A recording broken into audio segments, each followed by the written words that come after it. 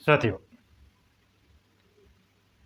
उत्तर प्रदेश में राजनीतिक दल, कुछ राजनीतिक दल क्यों बनवाना चाहते हैं बीजेपी की सरकार। अब ये राजनीतिक दल कौन है, इनके कारनामे क्या हैं, ये समझना बहुत आवश्यक है, क्योंकि इन लोगों ने खुद तो अपना प्रचार करते ही हैं, अपने आदमियों के द्वारा प्रचार कराते हैं, अपने संसाधनों के द्वारा प्रचार कराते हैं, और इसमें महत्वपूर्ण भूमिका गोदी मीडिया अपनाती है। इसके साथ साथ कुछ चाटुकार पत्रकार भी इसमें अहम भूमिका निभाते हैं।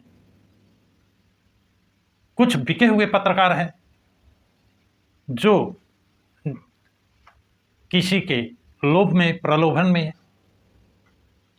उनकी बात कहते हैं, प्रचार करते हैं, उनको जो मेमोरेंडम मिलता है उसी की बात करते हैं।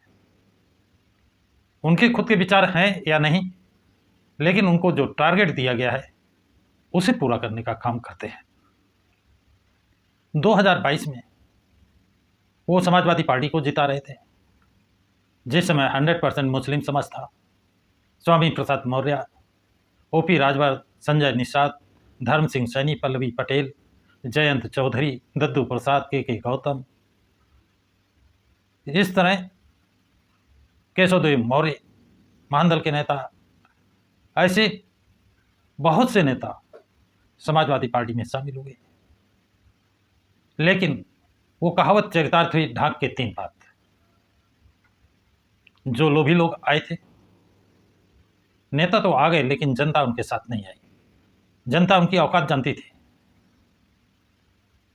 और उसका परिणाम आपके सामने आया। 2022 में समाजवादी पार्टी और उसके सहयोगी दल सब 125 सीटों पर निपट गए।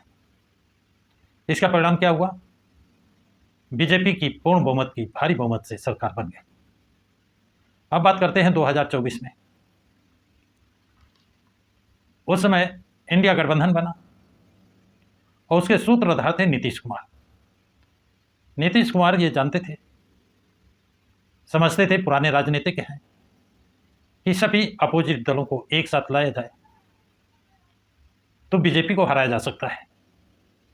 कांग्रेस नीतीश की बातों से सहमत थे, लेकिन जब उसमें समाजवादी पार्टी आई, लालू प्रसाद की आरजेडी आई,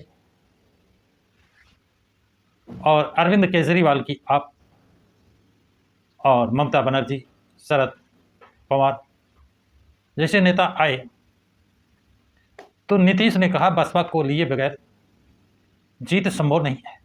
बसपा राष्ट्रीय पार्टी है और उसका पूरे देश में वोट है।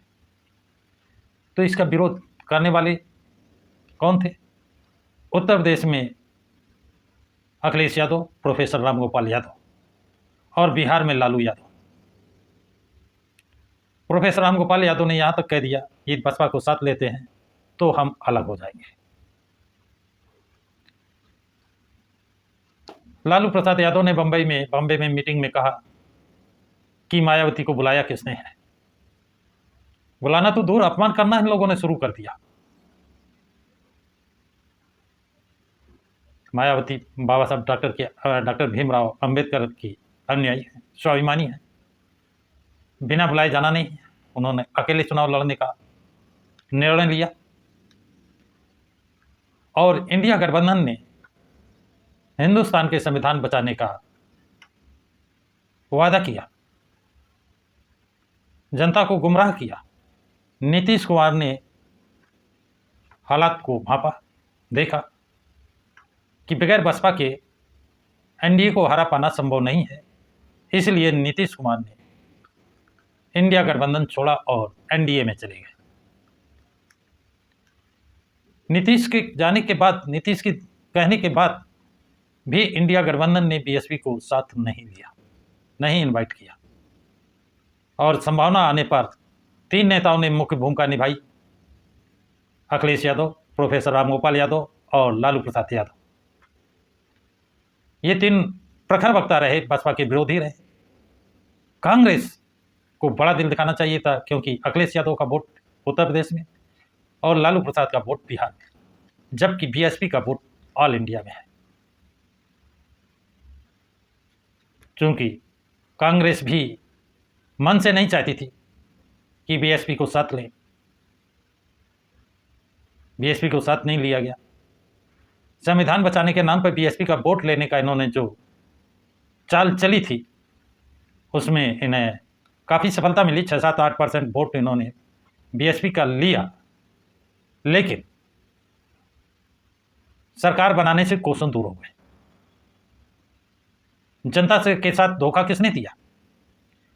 अब यही यदि बीएसपी को साथ ले लेते, क्योंकि बीएसपी ने इनडायरेक्ट गठबंधन की बात स्वीकार की थी, कहा था किसी के साथ ऐसा नहीं करना चाहिए, कब किसको किसकी जरूरत पड़ जाए। इसको प्रोफेसर राम गोपाल ने नकारा, अखिलेश यादव ने नकारा, इसको लालू प्रसाद यादव ने नकारा। बिहार चुनाव में असदुद्दीन ओवैसी ने लालू प्रसाद यादव से मात्र 6 सीटें मांगी थी। 6 सीटें नहीं दी, 6 क्या, एक भी सीट नहीं दी। अंतुगत्ता ओवैसी अकेले लड़े और 5 सीटें जीती। मांग तो 6 रहे थे, 5 जीता। अब लोग सवाल करते हैं बसपा अकेले लड़ने की बात करती है। समाजवादी पार्टी का शासन देखा है, जनता में त्राही त्राही थी, गुंडा राज के नाम से फेमस है। और बसपा का शासनकाल देखा है कि उनके पूरे शासनकाल में एक भी हिंदू मुस्लिम राइट्स नहीं हुआ, जबकि समाजवादी पार्टी में हिंदू मुस्लिम दंगे हुए, बड़े बड़े दंगे हुए। जब मुजफ्फरनगर चल रहा था तो सैफई में बॉम्बे की हीरोइनों का डांस हो रहा था। कांग्रेस ने ऐसी पार्टी को चुना जिससे जनता जनार्दन नाराज थी, इसलिए कांग्रेस का ग्राफ गिरा है। जो आक्रोश था जनता के अंदर भाजपा के खिलाफ था, इनके कारण वो बीजेपी फिर से सत्ता में आई। और जिन लोगों ने बढ़ चढ़ करके इनको वोट दिया था, उनके लिए क्या है, सरकार क्या कर रही है, ये बताने की जरूरत नहीं है। अब फिर वही रवैया, बीएसपी को बी टीम बताने वाले उनके प्रोफेसर, उनके राज्यसभा सदस्य गृह मंत्री की जेब में लेटर डालते हैं, गोपनीय बातें होती हैं, मिलते हैं। अखिलेश यादव पूर्व मुख्यमंत्री उत्तर प्रदेश भाजपा के नेताओं से मिलते हैं, कंधे पर हाथ रखकर हंसते हैं। गिरिराज सिंह से मिलते हैं, मुख्यमंत्री योगी जी से मिलते हैं, प्रधानमंत्री जी से भी मिलते हैं। और बीजेपी की बी टीम बीएसपी का एक भी फोटो, एक भी मिलने के लिए, एक भी बार अपने भतीजे की शादी में या किसी फंक्शन में ना बुलाने वाले को बी टीम और लोगों ने उसे मान लिया। अब 2017, 2022, 2024 को मुसलमानों ने, अनुसूचित जाति के SC ST के लोगों ने, OBC के लोगों ने, न्यायप्रिय सवर्ण समाज के लोगों ने कांग्रेस और समाजवादी पार्टी को अच्छी तरह से देख लिया और पहचान लिया है। अब वो वैसा शासन चाहते हैं जैसा 2007 से 2012 के बीच में बसपा सुप्रीमो मायावती ने चलाया था। वो वैसा शासन चाहते हैं जैसा सम्राट अशोक ने शासन चलाया था। सम्राट अशोक के बाद यदि उस तरह का शासन किसी ने चलाया तो बसपा सुप्रीमो मायावती ने चलाया। अब ऐसी स्थिति में जनता ने मन बनाया है,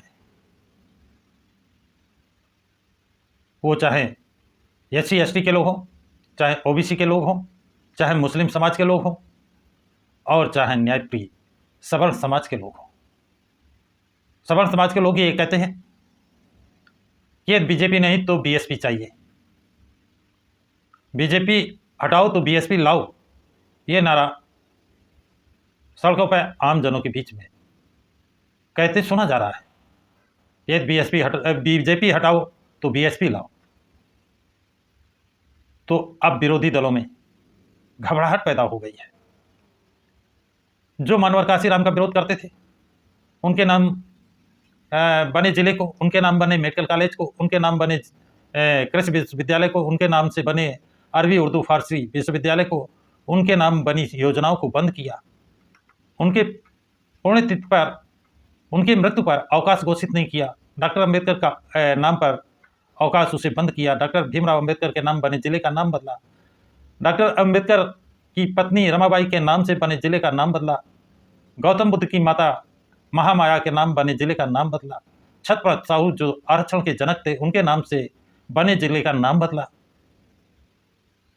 और छत्रपति साहू जी महाराज के नाम से जो मेडिकल कॉलेज लखनऊ का बना था उसका नाम बदला। आज वो काशीराम की बात करते हैं, मानवर काशीराम की बात करते हैं, उनके अन्यायी होने की बात करते हैं। अब जनता जनार्दन समझ चुकी है कि बगैर यदि शांति चाहिए, सुरक्षा चाहिए, रोजगार चाहिए, निष्पक्ष न्याय चाहिए, नौकरी चाहिए, बेरोजगारी से मुक्ति चाहिए, स्कॉलर चाहिए, उच्च शिक्षा चाहिए, गुंडागर्दी से मुक्ति चाहिए, तो बसपा सरकार लाओ। ये आम जनता की मांग है कि बीजेपी हटाओ, बसपा लाओ। आप लोगों की क्या राय है कमेंट बॉक्स में जरूर लिखें। जय भीम, जय भारत, जय संविधान।